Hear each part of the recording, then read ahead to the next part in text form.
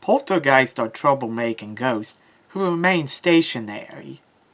They cannot move from place to place because they grow weaker the further they go. That is, until they got Ghash as their leader. Ghash is a huge poltergeist who has the ability to absorb the energy of other ghosts. He does this by having the ghosts go inside him. The more ghosts he absorbs, the bigger and stronger he gets.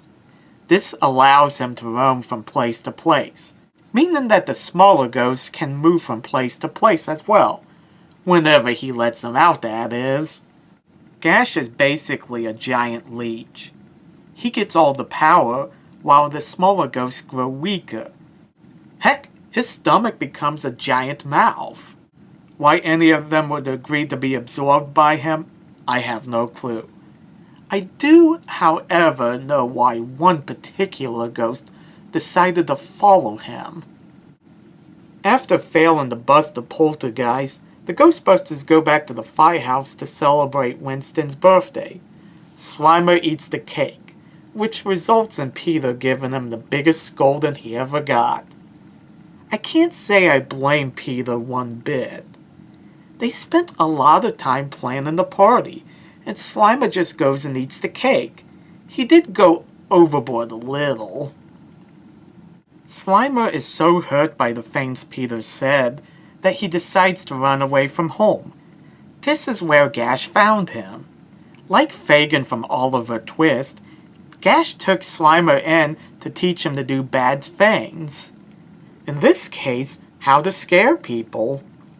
Unfortunately, the first person Slimer tried to scare was Peter, leading him to call the others to bust the ghost.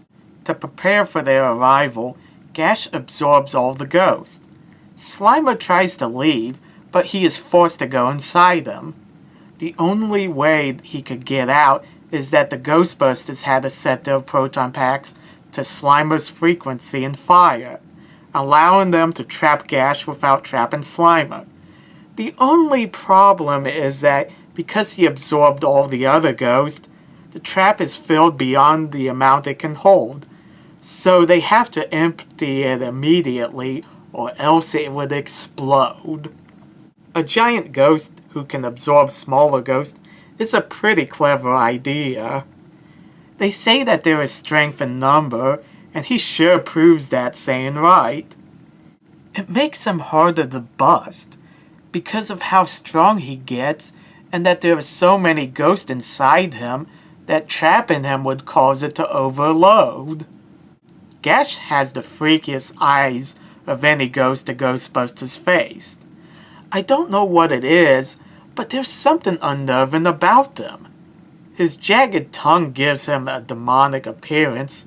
Since he's more or less a gang leader, it makes sense to give him a trench coat. The top hat is the best part because top hats are cool.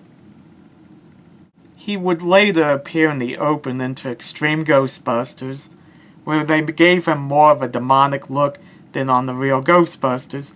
He's never featured in an episode, though. Oh yeah, there is one more thing.